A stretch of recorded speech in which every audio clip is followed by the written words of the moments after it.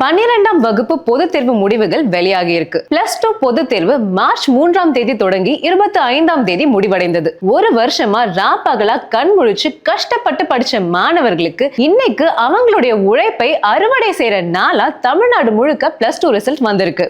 இந்த ரிசல்ட்ல ரொம்ப மகிழ்ச்சியான செய்தி என்னன்னா, கடந்த முறையை விட இந்த முறை அரசு பள்ளி மாணவர்களின் தேர்ச்சி சதவிகிதம் 91.94% அதிகரித்துள்ளது. அது மட்டுமில்லாம வழக்கம் போல மாணவர்களை விட மாணவிகள் 3.54% அதிகம் தேர்ச்சி பெற்றுள்ளனர்.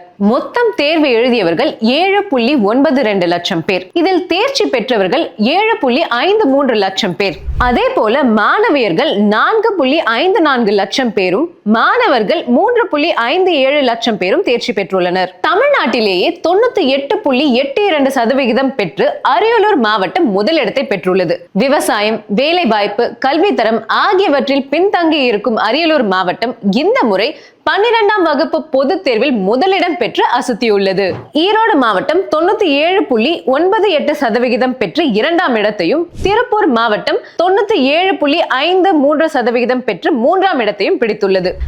இது ஒரு புறம் இருக்க, இந்த பொதுத் தேர்வை 10,000 மாணவர்கள் இந்த முறை எழுதவில்லை. கடந்த முறையை விட இந்த முறை தேர்வு எழுதாமல் போனவர்கள் எண்ணிக்கை குறைந்து உள்ளது நல்ல விஷயம். ஆனாலும் 10,000 பேர் எழுதவில்லை என்பது சரியில்லை. அவர்கள் அடையாளம் காணப்பட்டு தேர்வு எழுத வைக்கப்படுவார்கள் என்று முடிவுகளை வெளியிட்ட அமைச்சர் அன்பில் மகேஷ் கூறியுள்ளார். இந்த முறை கணினி அறிவியல் தேர்வில் 9,536 பேர் 100 மதிப்பெண்கள் பெற்று அசத்தியுள்ளனர். வேதியியல் பாடத்தில் 3,181 பேரும், தமிழில் 135 பேரும் 100க்கு 100 மதிப்பெண் பெற்று அசத்தியுள்ளனர். சில கல்வியாளர்களே அசந்து போகக்கூடிய அளவில் கடந்த முறையை விட இந்த முறை அறிவியல் பாடப்பிரிவு மாணவர்கள் அதிக அளவு 100க்கு 100 மதிப்பெண் பெற்றுள்ளனர். குறிப்பாக சொன்னால் கடந்த முறை கெமிஸ்ட்ரியில் வெறும் 471 மாணவர்களே 100க்கு 100 மதிப்பெண் பெற்றனர். ஆனால் இந்த முறை 3,181 மாணவர்கள் 100க்கு 100 மதிப்பெண் பெற்றிருப்பது வரவேற்கக்கூடியது. நான் முதல்வன், புதுமை பெண் உள்ளிட்ட திட்டங்கள் கொண்டு வரப்பட்டதால்